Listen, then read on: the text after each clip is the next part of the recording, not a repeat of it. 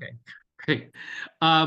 Like I said, we at LA Forward are proud members of the ACT LA Coalition, and there are organizations in the ACT LA Coalition that got their start because they were fighting for wins in Boyle Heights and East LA, in particular around ensuring there was affordable housing in at the metro stations that pass through Boyle Heights. So a couple of things. You can, if this text is too small, you can zoom into it. But folks know the gold line now because it exists for the city of LA. When it finished construction in 2009, already that was a contentious process, right? Like as we think about how we build transportation in the city, often it's, there is some displacement that happens, and it often falls on communities of color to be the ones displaced in that. And so as we think about building housing on these newly created stations, we have to think about like how do we give back to the community and ensure that we are putting into place housing infrastructure that takes the place of what we built over for the betterment of an entire community. And so at that time, back in 2009 and in that aftermath, there were some surplus lots, right? Like after the station is built, there's land there that we're going to talk about today, like the surplus lots that are around stations. And back in the day for the Gold Line, that's where some of these surplus lots were. A couple of things. If you've ever been to Boyle Heights, you know that one of the stations is Mariachi Plaza there. And at one time, Plaza was intended to build, imagine this, to be a 5-story parking lot, a yogurt land, and other big like corporate businesses. When community learned that this was going to be the plan for Mariachi Plaza, they mobilized. A lot of these decisions around a yogurt land, a 5-story parking lot, were happening without community engagement. These were things that Metro was just so used to building on its own and making decisions on its own.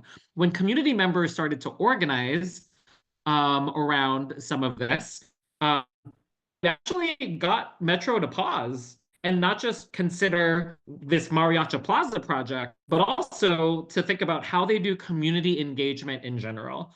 So all the protesting that you see here, the actions, the testimony that people gave at Metro board meetings, what it did was it called for Metro to actually ensure that it was incorporating community engagement at least at a bare minimum level throughout its processes for how it utilizes these surplus lots. And it's because folks fought in Boyle Heights that not only in Boyle Heights is now there's 100% affordable housing at every metro station in Boyle Heights as a result of the folks who fought for it. But now there's community engagement processes built in to all of this. Part of the fight for affordable housing at metro stations in Boyle Heights has also paved the pathway for the Metro 10K initiative. And the Metro 10K initiative, and you see some more pictures here, the Metro 10K initiative commits to 10,000 units of housing at these surplus lots at 20 different stations across Metro. And through the process of figuring out what to do with these lots, there are places for community to be engaged. So today we're going to introduce you to some of those windows of opportunity for you to be engaged. Some have passed already for the San Fernando Valley, but more are coming.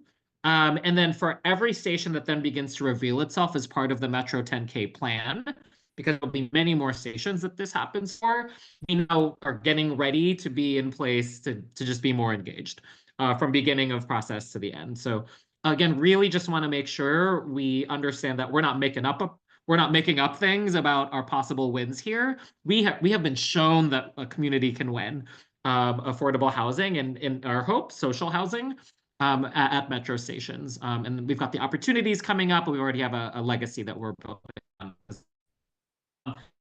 One of the organizations that came out of that process of organizing in Boyle Heights is a Community Power Collective. And Community Power Collective is a member of the ACT LA Coalition alongside us.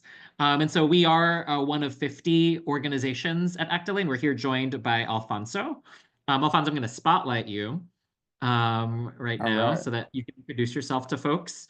I'm going to spotlight myself too so that people see us in conversation. Cool. With each other. Do you want to introduce yourself? Tell us about ACT LA. Tell us about who you are. Yeah, hi everyone. Good to see you all in this space. My name is Alfonso Directo Jr. I'm the Advocacy Director at ACT LA.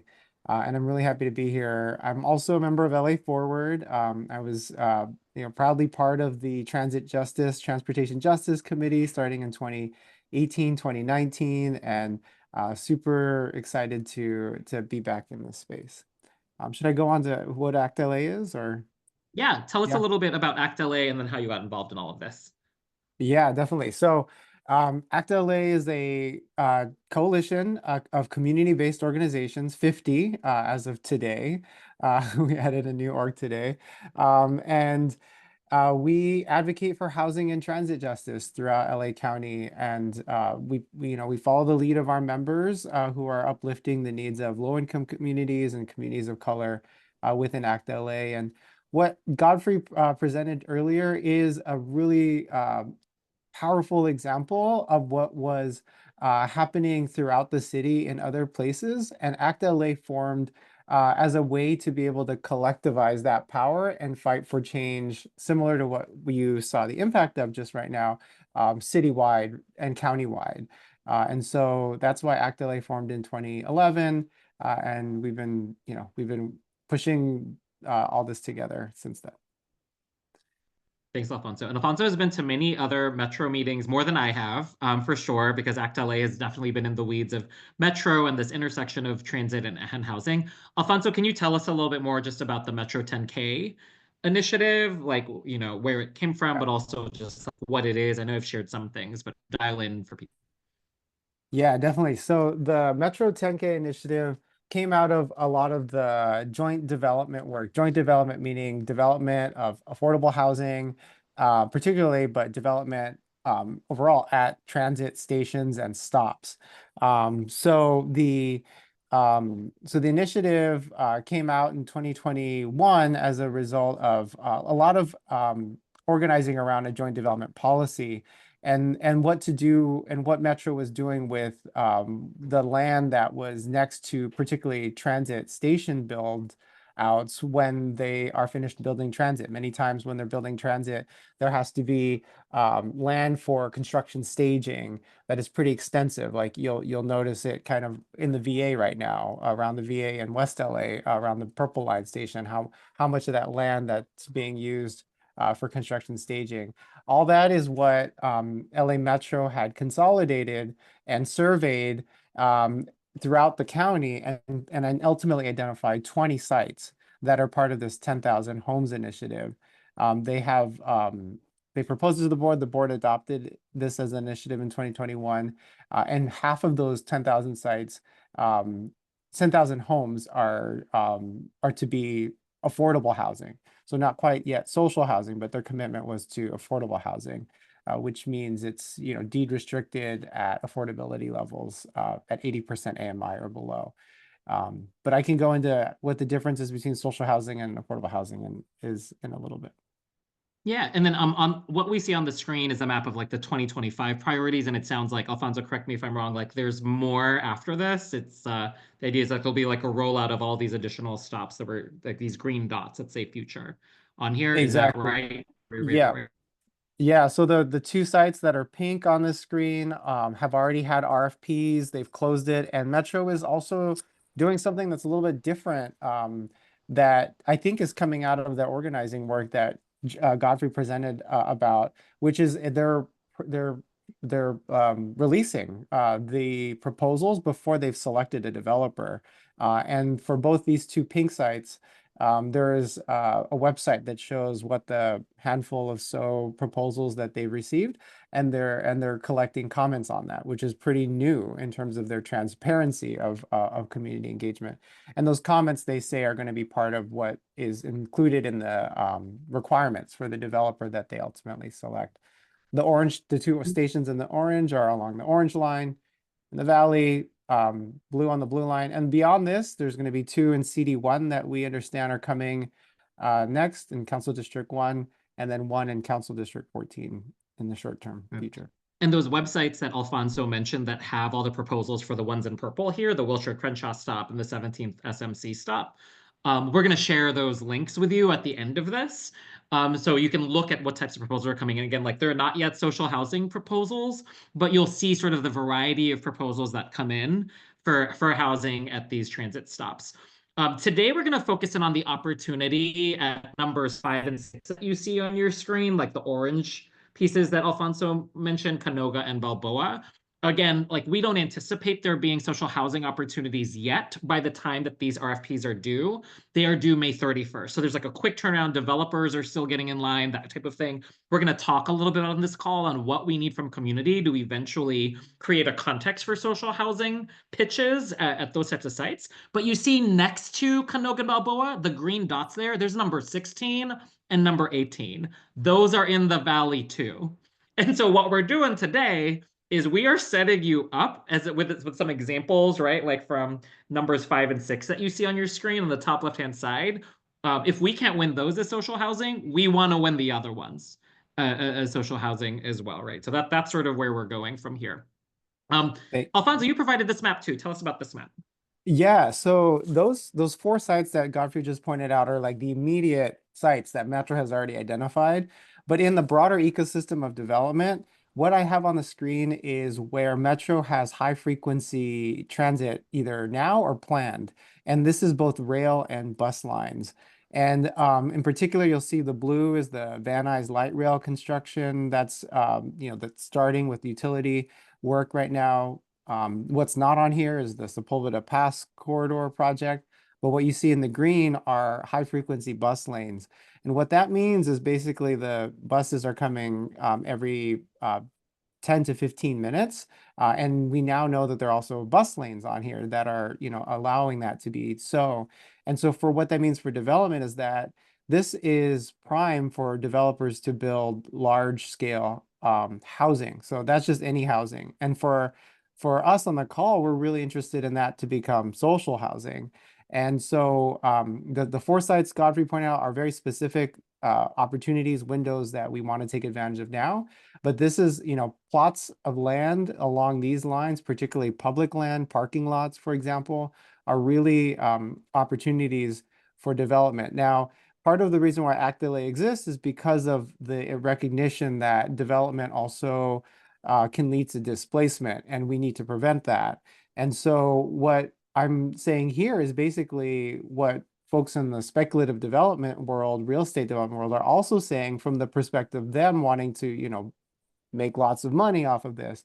But for us, it's how do we keep folks who are next to transit, using transit along these lines in particular, in place and in ways enjoying the benefits of transit and of affordable housing and social housing along where they live now. And it's particularly along these lines that one would start to see pressures for development and displacement, particularly along the rail lines.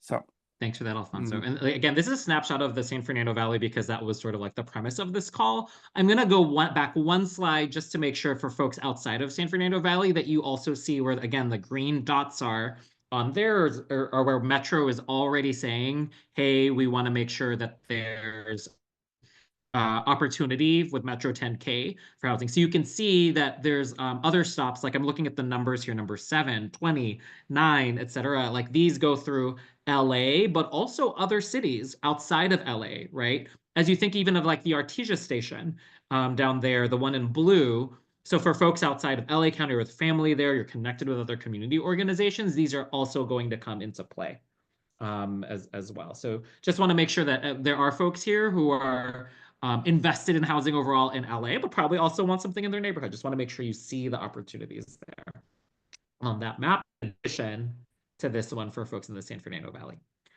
We've been throwing around the term social housing on here, and not everybody knows what social housing is and knows what it refers to. And even for those of us who have an idea of social housing, we're still getting better at articulating it in our own words. So Alfonso, can you tell us a little bit about social housing? Yeah, absolutely. So I think LA Port also had a training on social housing, right? Like a few months ago. So I might be repeating this to some folks on the call.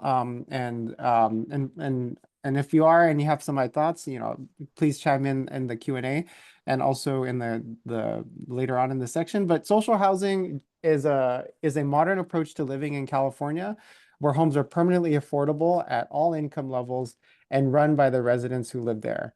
The two key components of this definition are permanent affordability and run by the residents who live there.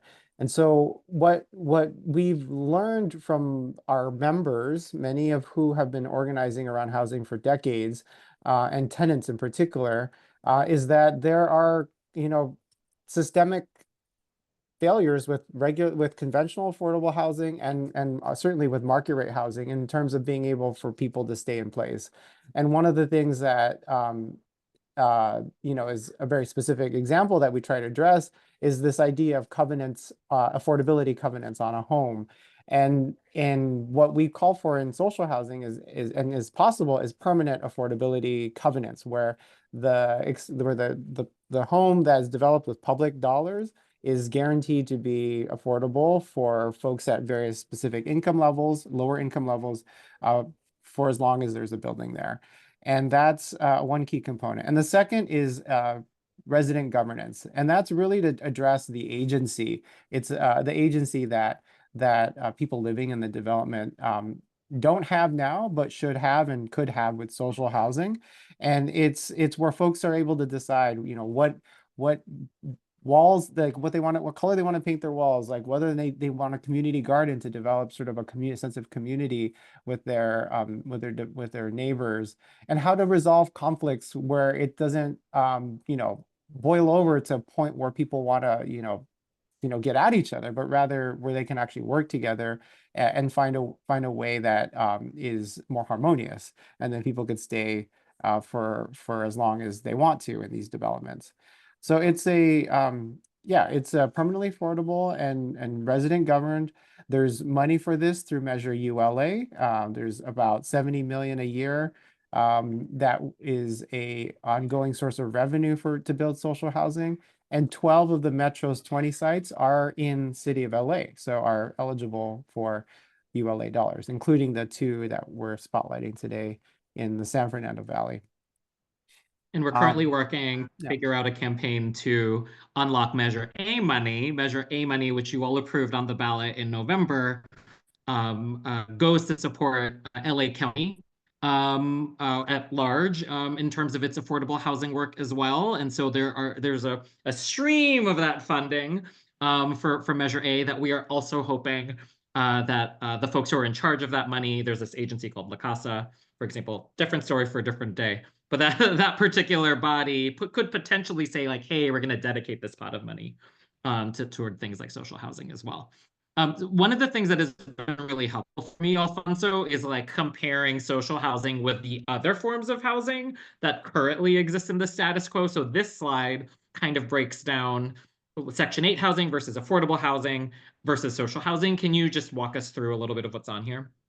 Yeah, sure. So, I mean, I'll speak to it generally, not go point by point here, but I kind of already covered social housing, 30% of your income on rent, no more than that. And there's agency, so guaranteed voice in running the building. So if that's rental, there's a sort of a tenant council that gets established. If it's a collective ownership building, there's something akin to like a homeowners association, but more of like a co-op board, I guess is the better way to say it, to decide on more financial agency behind the housing, versus with the rental, it's more about operations that you get to decide on. And then there's a potential to pass it on to your family, which is another wonderful thing about social housing. But with affordable housing, the main difference that I like to point out here is the expiring covenant cliff that comes with affordable housing. A lot of that is tied to what's called low-income housing tax credit dollars that are used to build this type of housing, affordable housing. And that doesn't guarantee affordability for longer than 55 years, usually, or less.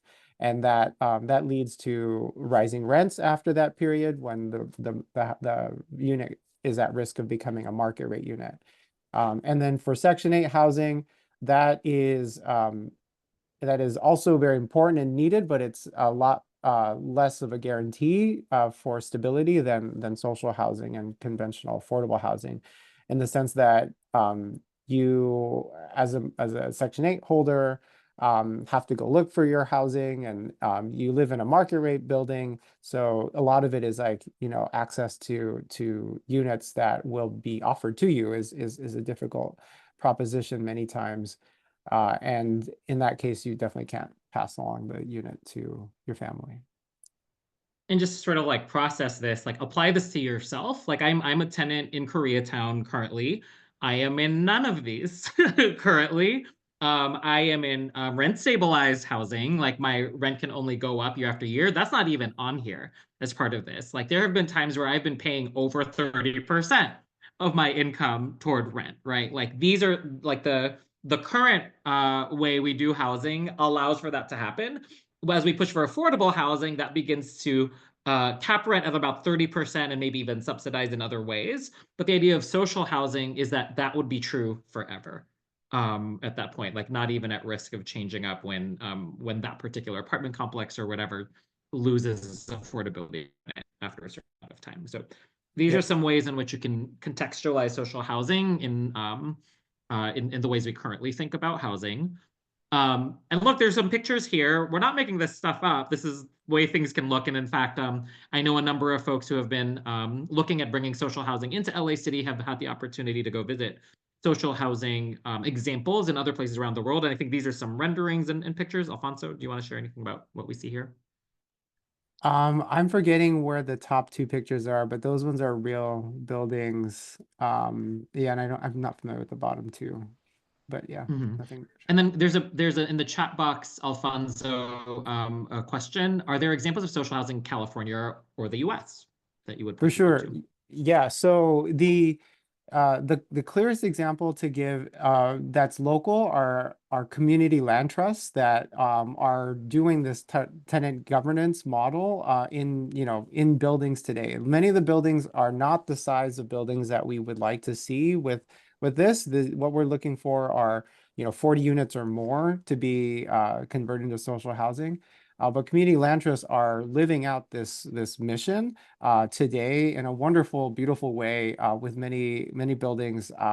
Others with CLTs, I believe, are on the call, but I think of them as like buildings that are under 20 units, maybe closer to around 10 units or less, and that is the best case study of it today. And there's some videos that we can share of CLTs. And their work in Los Angeles on this after this call. But that's the best example locally that I can think of. And the building that is a larger scale that is close to social housing that we oftentimes talk about is also in Los Angeles, and it's the Roland Curtis Gardens project that's at the Vermont and Expo Line station. It is a project that is on CLT owned land, Community Land Trust owned land, Trust South LA owns the land, and was developed in partnership with the residents who were at risk of quite frankly being displaced. And so the community organized and was able to sort of solicit the design feedback. It's different than social housing in the sense that they don't have the governance models that we're calling for here, but the amenities, there's St. John's Community Health Center there, there's a community market there. The design was informed by the residents, and it's transit adjacent. It's right next to the Expo Vermont, yeah, Expo Vermont stop over there by USC. So yeah, those are the two examples.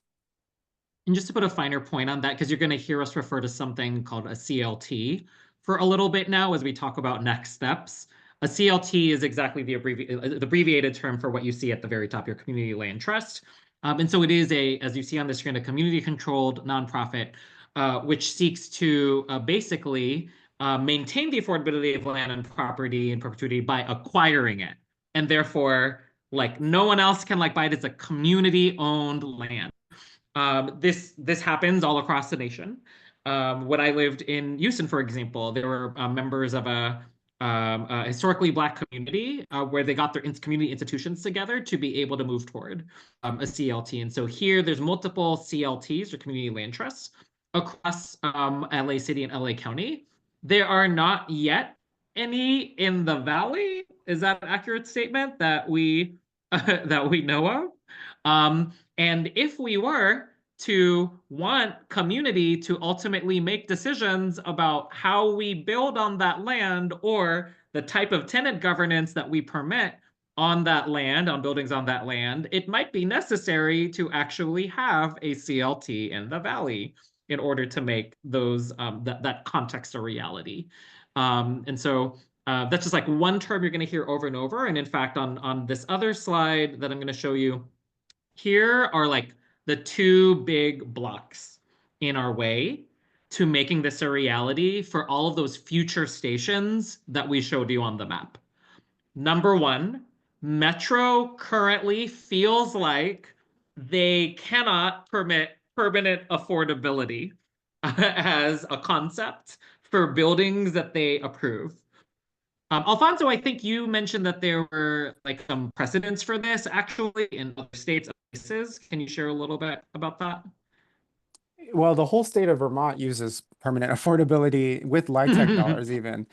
So that it's a, it's a tried and true method since 1986 when the LIHTC money started in that whole state and the way they operate, just kind of par for the course. But that, there's other ways to get permanent affordability aside from covenants, which is what Vermont does. And one way to get permanent affordability is to partner with a CLT to control the ground lease of the property. Because CLT by nature is a organism, is a you know a designation in the government sort of tax body that holds stewards land in perpetuity, and for affordable in perpetuity. And so by nature engaging a CLT, you also um, ensure permanent affordability. But the most secure form as well is through covenants of the land itself. So regardless of who owns the land, it's And so positioned. that's like the number two thing listed here, right? Like not only does Metro have to say like, yes, so like we will accept proposals in which housing is going to be working under the idea of permanent affordability. We know that Metro has already, I guess, since 2021 said that they would uphold and reinforce the need that for CLT supported proposals, but we just don't know the mechanisms by which they're doing that. Like what outreach are they doing to different CLTs? How are they prioritizing CLTs as they take a look at proposals? How are they ensuring that there are proposals coming in from CLTs?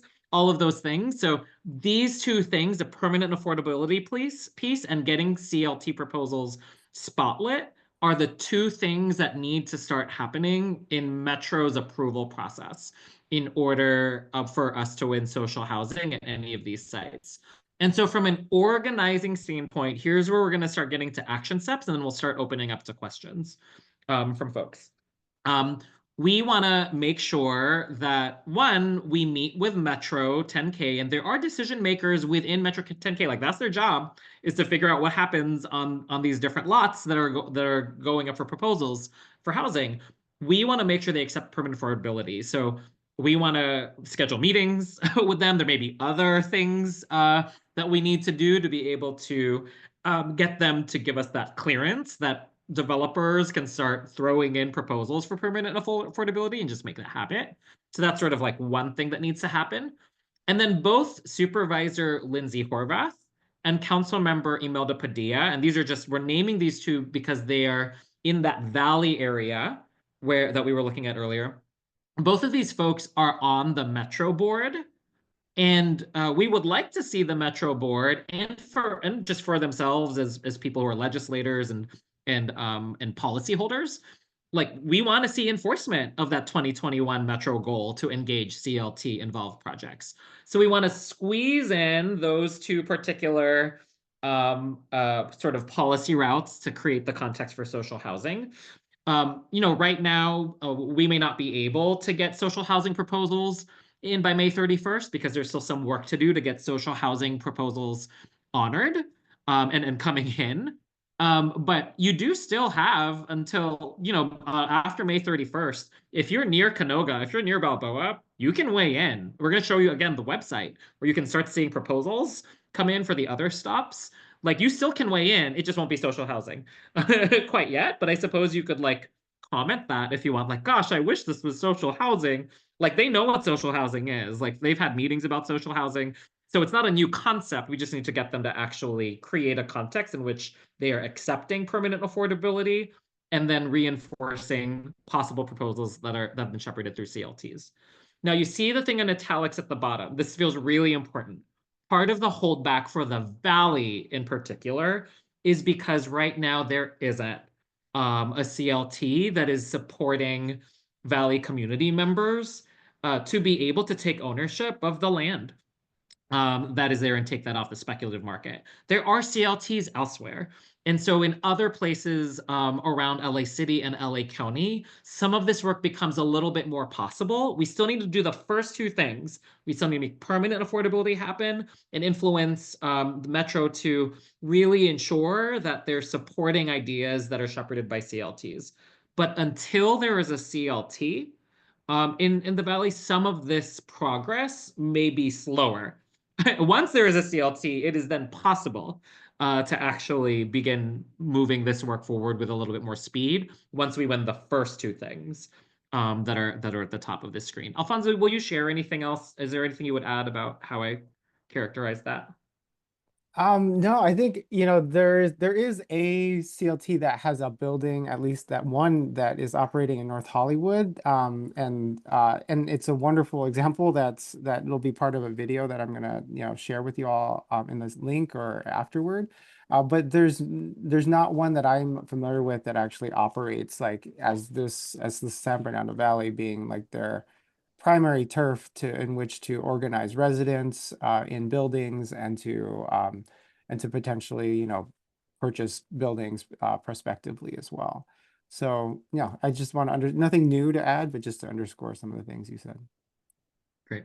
So we're going to take just a few minutes now. I'm going to invite you to come to this website that you see on your screen. It should open up a Google document, tinyurl.com/SFV social housing. So I'm going to put that in the chat box as well to make it easier for anybody to click on that, tinyurl.com/SFV social housing. And when you click on that, I'm going to share with you what you should see on the screen. So join me there. Oops. All right, there we go. You should see a document that looks like this. I see folks are starting to pop on. Again, tinyurl.com/SFB social housing. And you see a couple of boxes here. I'm going to invite folks to either like type in to any of these boxes or just articulate things out loud that respond to these. So the first two boxes you can see here are what feels exciting to you, what questions do you have? I see Jason is going straight for like, nope, we got to start meeting with people right there to like get this going and let's unlock the possibility of social housing to happen in the Valley. And so, again, you see, in addition to what feels exciting or what questions you have at the top here, if you want to meet with Supervisor Horvath, maybe you're in her district, or maybe you just want to make sure that we meet with them. Dahlia has actually helped us to secure a meeting on June 2nd. For example, yes, she's typing that in right now. So on June 2nd, we definitely do have a meeting with Horvath's office, but if we're in a rush, maybe we'll try to get it even earlier than June 2nd. Again, the point behind meeting with Supervisor Horvath is to get them to really put teeth on their promise. Metro's promise to reinforce CLTs as part of the process of selecting proposals. Same thing with Councilmember Padilla, the LA City Council member in Council District 6. She has power on Metro Board right now as well. And so you see that a couple of folks are signing up there. At the bottom, you see the other two boxes underneath that. You see, we do need to meet with Metro 10K folks and make sure that at some point they become okay with permanent affordability. Working with Alfonso and working with our friends at Public Council and other places, like we're just trying to make sure we're able to point to precedent for them accepting permanent affordability.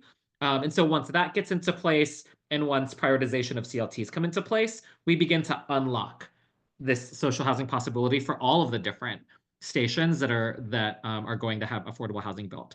The magic key for the Valley is, can there be a CLT that then can step into place at that point and really make this community ownership of the land and therefore enable tenant governance, et cetera, permanent affordability because it's their land to be able to make that happen. So people are signing up in a number of these boxes. We see a couple of questions here.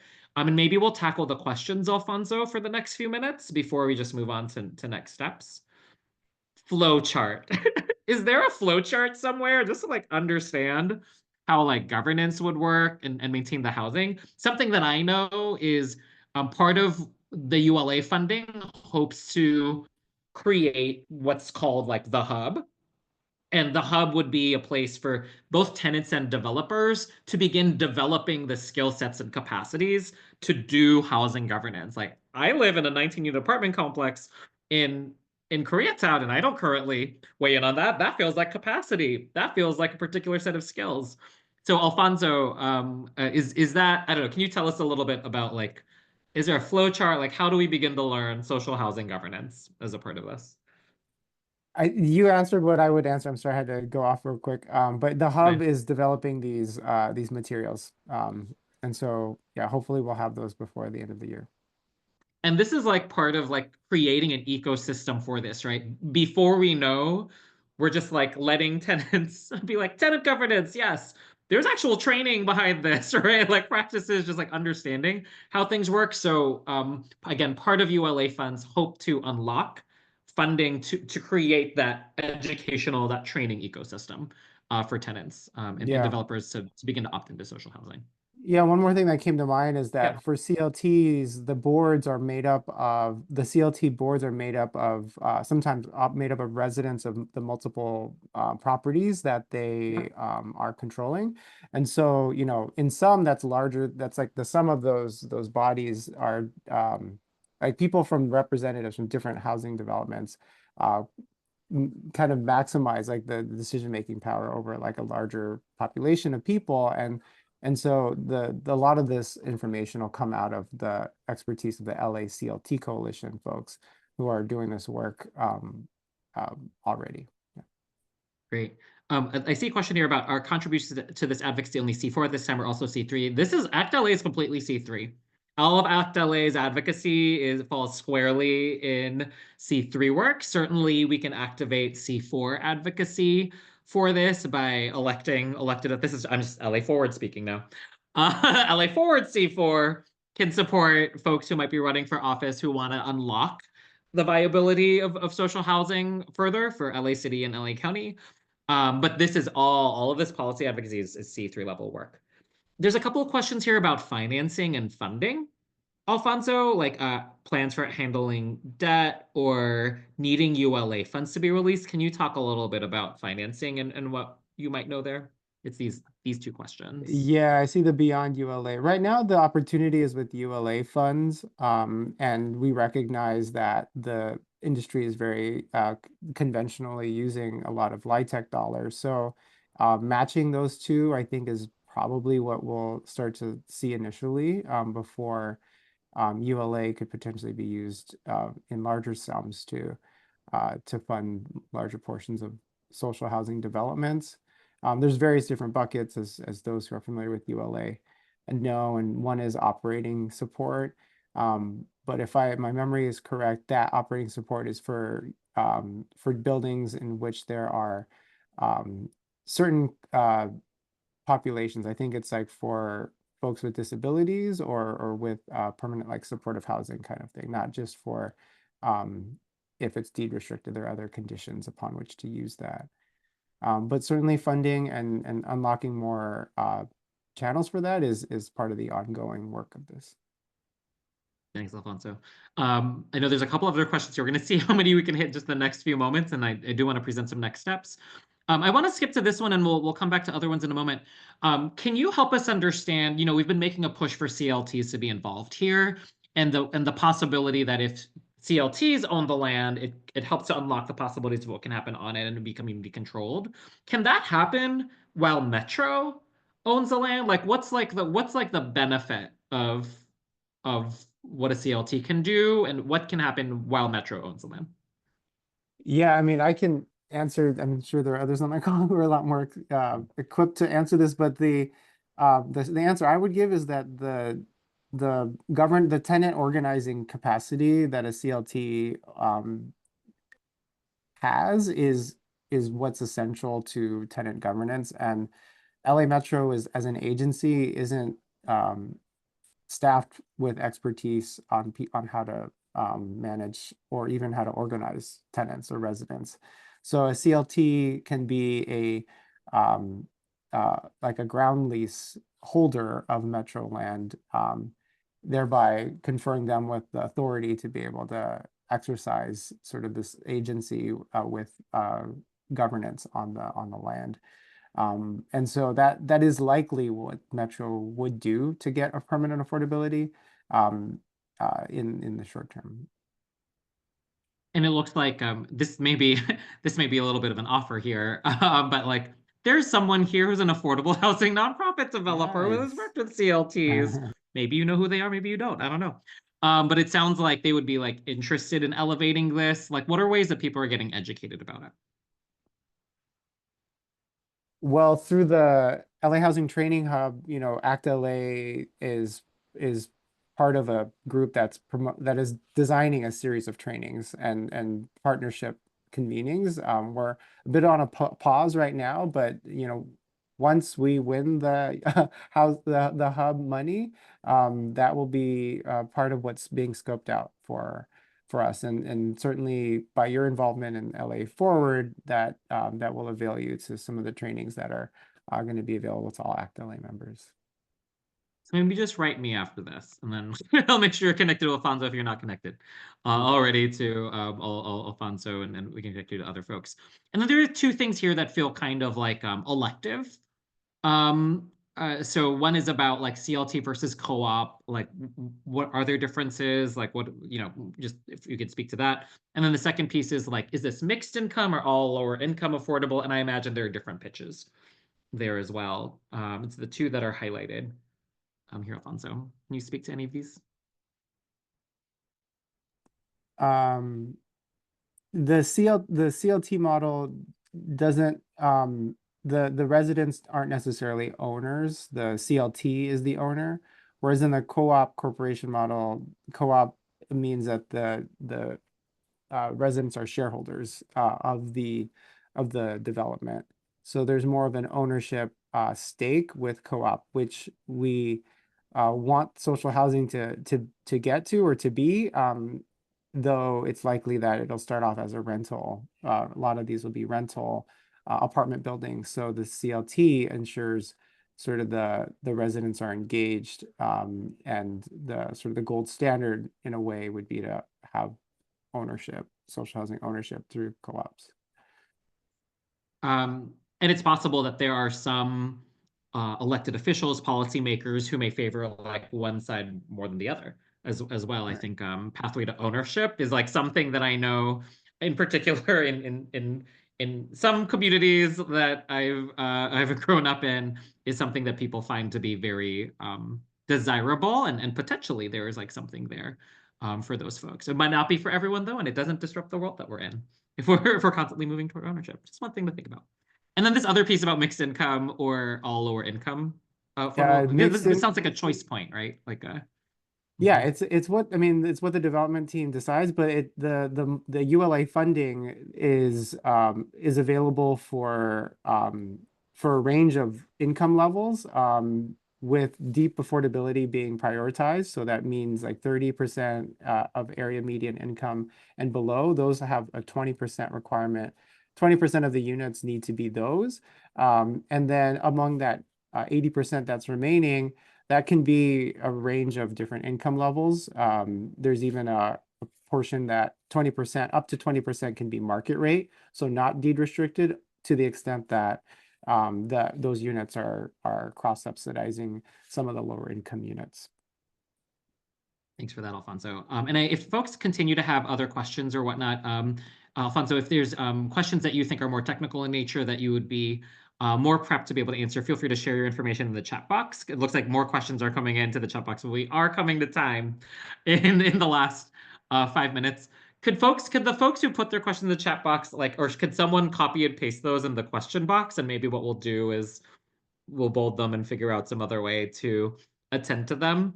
I do want to make sure that we wrap up by 7 though. So I want to acknowledge like folks who signed up under these boxes for Horvath and Padilla, as well as a Metro and exploring the idea of a CLT.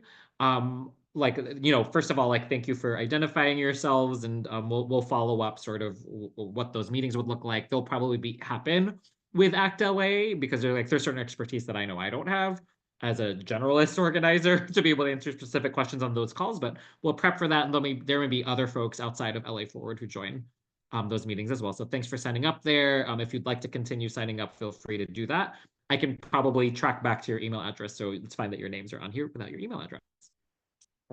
The other things that I want to lift up for folks on this call, just as we wrap up, I'm going to make this bigger on your screens. Again, it should show up momentarily. There are now, again, two stations, at least two stations, the Wilshire and Crenshaw station and the 17th and SMC station that have now gotten proposals turned in. So the link that I just put in the chat box is the link to see the Wilshire Crenshaw proposals. And if you go to that link and scroll down, you'll see it's kind of like JavaScript. I'm not really good with like website language, but like it takes a while to load. But then like once you see the proposals load, like after you scroll down, you'll see that there are kind of like different cards, and you can like hover over it, click on it, and find out more. You can literally see their applications, basically. So if you've never seen what an application looks like for a developer asking for land to be given to it to develop on, you'll get to see what that looks like through this. And again, Alfonso said this is like a new level of transparency that folks are getting into now. Again, thanks to the community organizing of folks in Boyle Heights to even open the door to any sort of transparency. The second link that I just put in, that's for the 17th Street SMC station pitches that have been submitted there. So if you're in these areas, you can weigh in. There's like an email address you can even write, or again, if you keep in touch with us or ask to be connected with ACT LA, it's likely that we could potentially write some sort of general letter or just position you to be able to give comment in some sort of way about these. It doesn't mean that they don't have a rubric that they're operating off of, but they're at least open for public engagement on this. What we are trying to do is get ahead of the game. So for future stations, how do we actually ensure their advocacy has paved the way for them to select specific pitches over others in the future? And so you'll see that there for those stations. And then you see a couple of other things on here as well. And these are LA Forward specific things. Clearly, a lot of this was about housing, what we talked about, and we're doing many other things around housing as well. So if you go to laforward.org/calendar, you'll see a calendar. And on that calendar site, if you scroll to May 6th, you can sign up for our next housing justice meeting. If you scroll over to the other dates that you see on here, the LA City's budget has just come out. There's folks amongst our community who are getting organized to give public comment. It's okay to give it for the first time. We'll give you sample talking points, in particular around supporting the unarmed crisis response work we've been doing. But if you want to comment on anything and just get practice at using that 1 minute to be able to address council members, you can do that, and you don't have to do that alone. And we'll meet up with you. We'll go in together so that you know where to go, share with you what to expect, all of that. So if you are available on Friday or Monday for public comment on the budget, Friday is actually in Van Nuys, Monday is in downtown LA. Friday is 1 to 3 p.m. in the afternoon. That's Friday, sorry. And then Monday is 4 to 8 p.m. So into the evening, which is something newer that council hasn't always done before. And so really excited to give you the opportunity.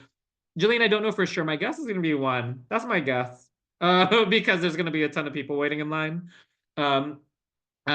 If you want to send an email, if you can't go, or even if you can go and you want to send an email in support of the budget work that LA Forward has been doing around unarmed crisis response, that's like also one way to get involved. You can go to this site in order to sign up for that or to actually do that. And then lastly, there are a couple of other events as well that involve the betterment of our community. One is we need infrastructure, street lights, sidewalks, grass, like things like that, that we need in our communities as well. We hope to be part of a long-term capital infrastructure plan that the mayor's team has directed work toward. Right now, they're attaching a lot of that work to the Olympics, and we want to make sure that it benefits us as well, outside of the Olympics and beyond that. And then, of course, all of this work is only possible because members like you become monthly members or support LA Forward in other financial ways. And we're having a fundraiser at a celebrity house whose name I can't name for you, but I can tell you later once you're there, like whose house it is. And that's on May 3rd. That's a Saturday afternoon. So again, you go to laforward.org/calendar and you should see all sorts of links for all of these events. We are at time though, and so I want to thank you all for your time. I'm going to stop recording for us as well, and we'll make sure to share this out with folks who were not able to be here.